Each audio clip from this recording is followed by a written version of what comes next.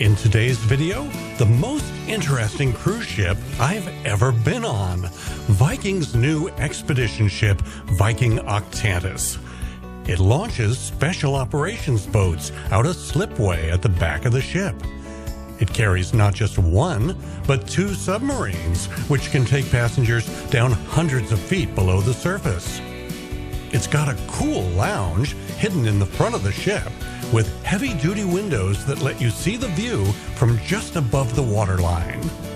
And it can take you to some of the most remote destinations in the world.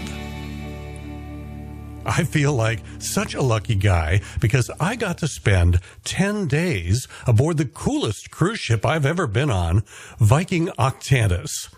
This is Viking's new expedition ship, designed specifically for cruising in Antarctica and other remote parts of the world. But my cruise on Viking Octantis was in a wonderfully warm region of the world, the Caribbean. Viking Octantis only visits the Caribbean 2 weeks a year, 1 week in the spring and another in the fall, as the ship repositions between the southern hemisphere and the northern hemisphere, or vice versa. I want to start by saying that my expectations for this ship were a bit off. All I knew when I first heard about this ship is that it is smaller and carried less passengers than Viking's other ocean ships. I interpreted that to mean that it was going to be a scaled-back version of their other ships, that it would be somehow inferior. But after a 10-day cruise on Viking Octantis, I'm here to tell you that this is an improved ship.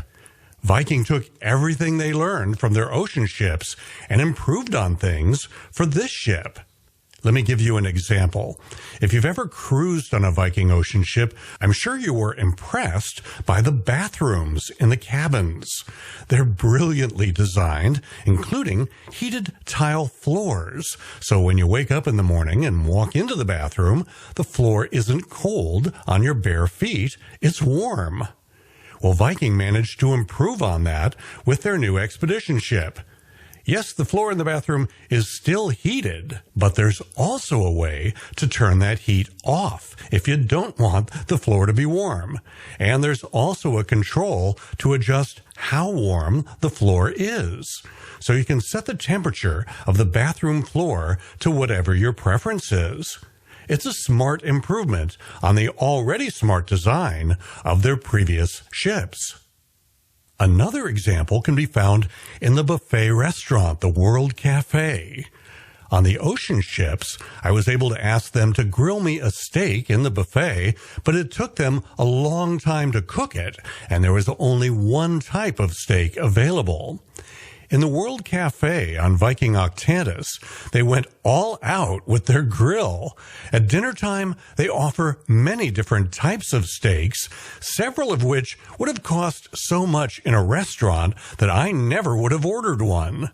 Filet mignon, gigantic tomahawk steaks, ribeyes, prime rib, and sirloin. Many of them were so large that there was no way I would have been able to finish it myself.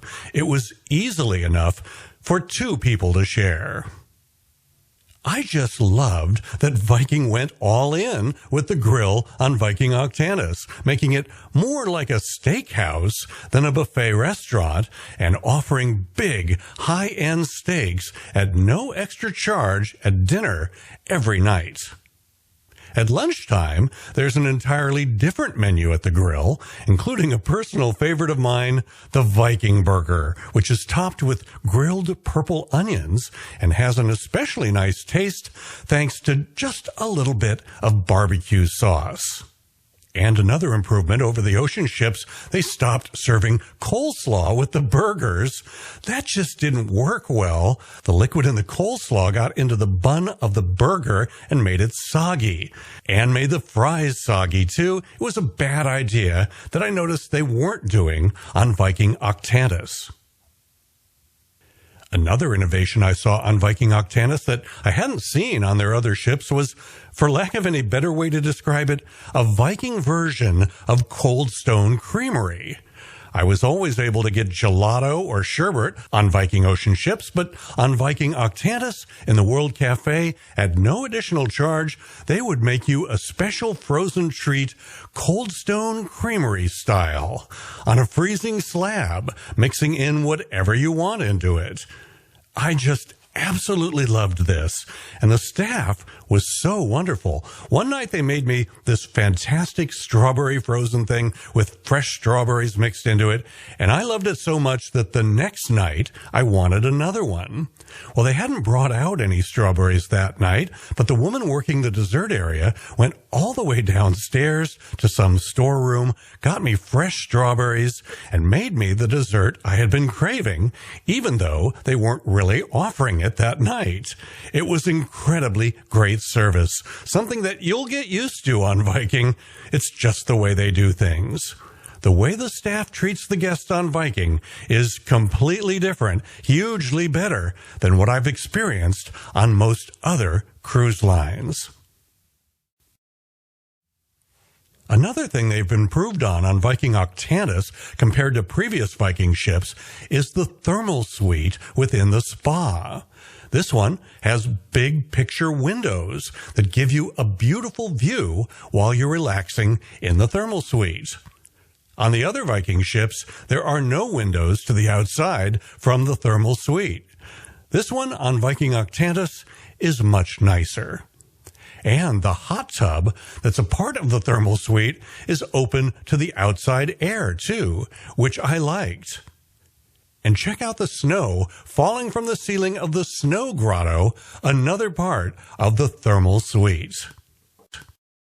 If you'd like to book a cruise on Viking or any other cruise line, feel free to use the services of my travel agent, Caitlin Gallagher. If you've ever tried to call one of the cruise lines to resolve some kind of problem or make a change, you know that wait times with the cruise lines can be just insane. And that's actually one of my favorite reasons to use a travel agent to book a cruise rather than booking it myself. Caitlin, my travel agent, is now the one that sits on hold with the cruise line, sometimes literally for hours, while I don't have to. The theater on Viking Octantis is also very different from other cruise ships, including the other Viking ships. It's at the back end of the ship, and it has big views of what's going on outside through a lot of glass. It's a perfect venue for enrichment talks and lectures about where the ship will be the next day, all the while guaranteeing that you won't miss the view of what's happening outside. But if needed, window shades can be lowered down to cover the windows and black out the room. And for movies or videos or PowerPoint presentations, a huge screen that is normally stored up out of the way in the ceiling can be lowered down into place. In the back of the room, there's a state-of-the-art 4K projection system, and it makes movies and videos, or just about anything projected on that big screen, look real good. A small thing they did in the theater that is such a nice touch is that they put in a few double-wide chairs. That's great not only for extremely large people, but also just for couples that might want to snuggle up together. Another thing about the expedition ship that is just better than on the big cruise ships, whether we're talking about Viking ships or the mega cruise ships from the big cruise lines, is that Viking's expedition ship is small enough that it can take you places that the big ships won't. The big ships almost always like to tie up at a dock for the day, and those docks are located in the big ports at the big cities. An expedition ship is totally different. Here's an example. When Viking Octantis visited the island of St. Kitts, it just positioned itself off the coast near the Carambola Beach Club. Viking rented the entire beach club for the day, including an open bar, and if you wanted to spend a few hours there at the beach club, a tender would take you there and bring you back to the ship again later. And all of this was at no extra charge for the passengers. I absolutely loved it. That is so much better than docking in a big port city and taking a bus to a beach club. In fact, I've been to St. Kitts on cruise ships many times before. Never in all those times did any of them ever offer a beach excursion. So Viking Octantis gave me the best visit to St. Kitts that I've ever had. I should also mention that another great thing about Viking Octantis is the fact that the ship is full of toys. Everything from kayaks to Zodiac boats to the fast special operation boats that can get you to anything of interest nearby. And it's a smooth ride, too. Each seat has its own set of shock absorbers. And the coolest part is the way the special ops boats slide in and out of the ship. This slipway leading from the water into the hangar makes things so much easier and safer.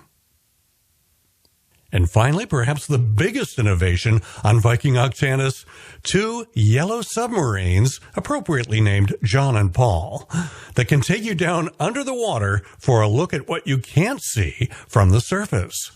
Now, these subs are the real deal, not just some Disneyland simulation. They are capable of dives down to depths hundreds of feet below the surface. I'm putting a link up in the corner of the screen to my full video about the submarines. I want to give a big thank you to my friends at Viking who invited me and my wife to fly down to the Caribbean and cruise on their new ship, all at their expense, so that I could make some YouTube videos to show the world how great this new class of ship is. I'm a licensed commercial drone pilot, so Viking allowed me to launch my drone right from the top deck of the ship and get all these nice aerial shots you've been seeing of Viking Octantis in the Caribbean. Any shots you've seen in this video of the ship in Antarctica, those shots were supplied by Viking. I'm Jim Zim. Thanks for watching.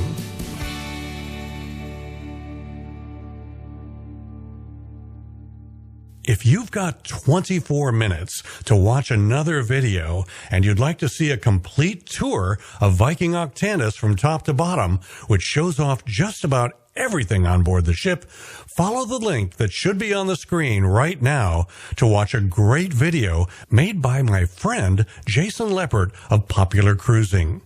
It's unusual for me to recommend a video by some other cruise YouTuber, so you know this one must be really good. Go watch it if you have time.